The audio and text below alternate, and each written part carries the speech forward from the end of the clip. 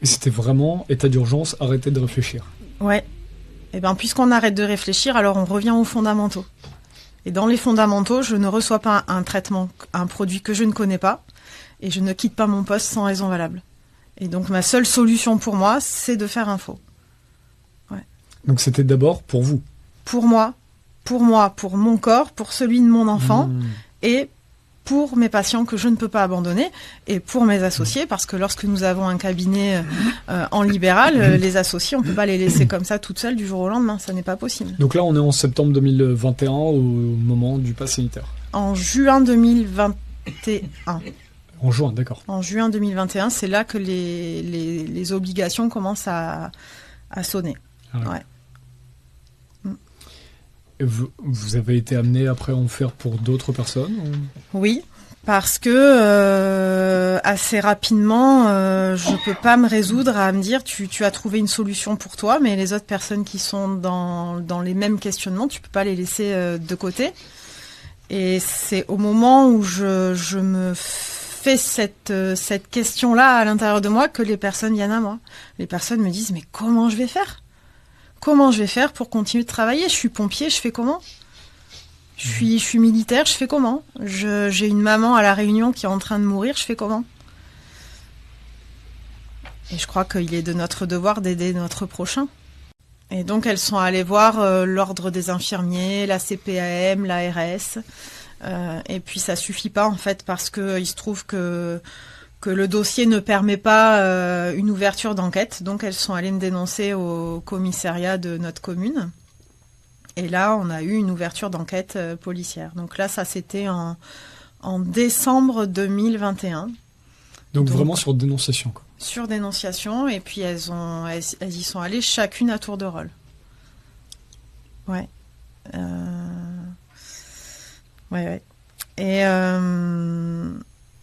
Et donc là, on a été mis sur écoute téléphonique. Ils ont retracé tous nos mails, tous nos SMS, toutes les plateformes qui peuvent exister sur nos téléphones. En février 2022, on va vivre une perquisition à domicile. Donc moi, je n'étais pas présente parce que j'étais à ce moment-là, du coup, en remplacement dans un autre cabinet sur Bordeaux. Et Rémi, mon compagnon de vie, est avec notre fille qui a donc à peine 1 an. Et donc les flics arrivent à la maison. Ouais. Et donc les policiers frappent, Rémi ouvre la porte et il rentre chez nous. Ils ouvrent la porte du frigo, ils trouvent les flacons qu'ils cherchaient et ils vont monter à l'étage. Ils trouvent sur le bureau le carnet où j'écrivais le suivi des vaccinations. Comment ça se passe une garde à vue ? Eh bien, on te dépouille de tout ce que tu as. T'as quand même des habits, mais on te dépouille de tout ce que tu as. Alors ça va être bête, mais même une femme, on lui enlève son soutien-gorge, on t'enlève tes bijoux, on t'enlève ton chapelet, on t'enlève ta croix, on t'enlève ta médaille de mari, on t'enlève tout. Et puis t'es placé en cellule et puis tu attends. Donc la cellule, c'est une espèce de pièce bétonnée, froide, sale, même très très sale, insalubre, avec caméra dans la cellule, fermée par une espèce de grille. Enfin vraiment, c'est complètement hallucinant. J'imagine que c'est sûrement fait exprès, et puis sûrement qu'ils font avec les moyens qu'ils ont aussi. Et puis il y a les menottes aussi. Donc je pensais en pas. cellule. Il y a eu une période où j'ai été menottée en cellule. Ouais. Et puis, alors combien de temps, j'en sais rien, mais j'imagine assez rapidement parce que dans ces moments-là, le temps est tellement distendu qu'on ne maîtrise rien. En fait, ça a été toute une journée d'interrogatoire. Donc, je montais voir les enquêteurs, je répondais à leurs questions et je revenais en cellule. Et ça a duré, oui, bien 12 heures, je pense. Ouais. Comment ça se termine ? Ça se termine, ça se transforme en 48 heures en garde à vue. En fait, j'ai vécu 12 heures d'interrogatoire et le reste du temps en cellule.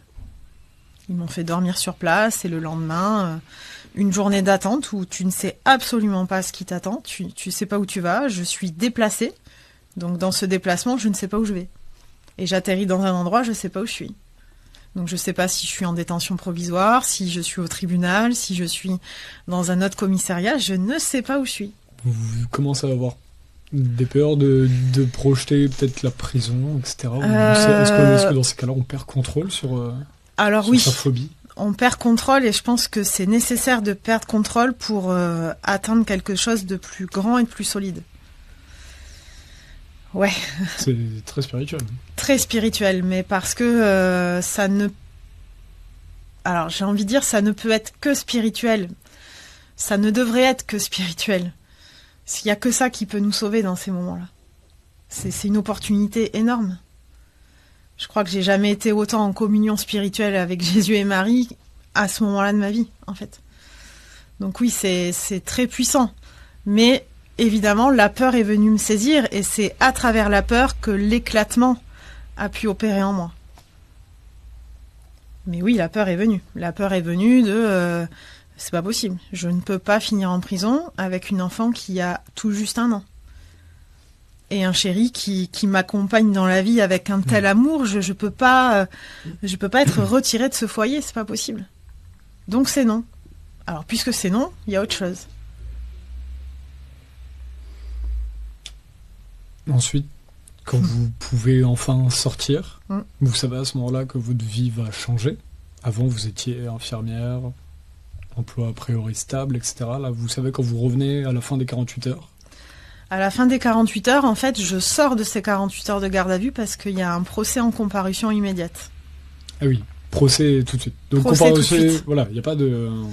On n'attend pas 2 semaines, c'est comparution directe. Comparution directe, avec un dossier comme ça, que mon avocat, je crois qu'il a eu 1 heure pour lire ça. Voilà.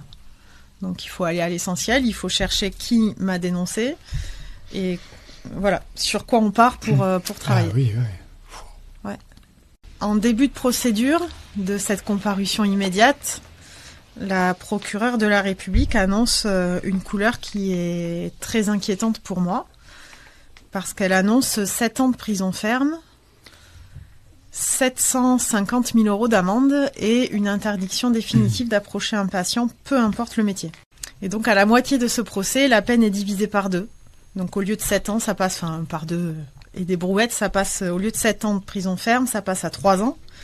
Au lieu de 750 000 €, ça passe à 350 000 €. Et au lieu d'une interdiction à vie, ça passe à 3 ans de mise à pied, en gros. Voilà. Et à la fin du procès, après tout un tas d'étapes pendant ce procès, je rentre à la maison avec 4 mois de prison avec sursis, 18 mois de mise à pied et 1 000 € d'amende. Donc ça, c'était en février 2022.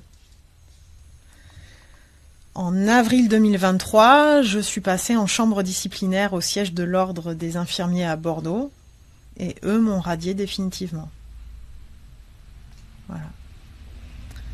Donc ça, c'est très douloureux parce que je ne comprends pas à l'époque pourquoi ils sont absents de ce premier procès que j'ai eu, alors qu'ils étaient au courant. Au départ, je ne le savais pas, mais je l'ai su dans les écritures qu'ils m'ont envoyées. Et ils portent plainte contre moi après le procès en pénal. Donc ça veut dire qu'ils estiment que ce que j'ai déjà vécu, ça suffit pas. Il faut m'en rajouter une couche et me virer. Il faut me dégager. Il faut que celle-là, on veut plus en entendre parler, quoi. Donc c'est mon corps de métier qui est censé me protéger, qui est censé me soutenir dans la déontologie, qui me vire parce que j'ai respecté la déontologie. Donc j'ai fait appel à cette décision en mai 2023. J'ai reçu un courrier en janvier 2025 comme quoi ma demande avait été réceptionnée. Et là, j'ai reçu la date du procès en appel à l'Ordre des infirmiers à Paris qui aura lieu le 23 juin.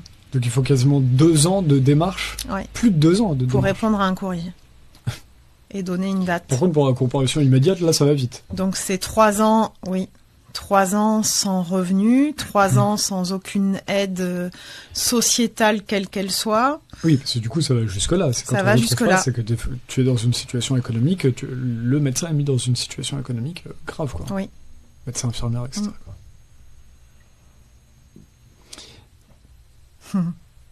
Non, c'est horrifique.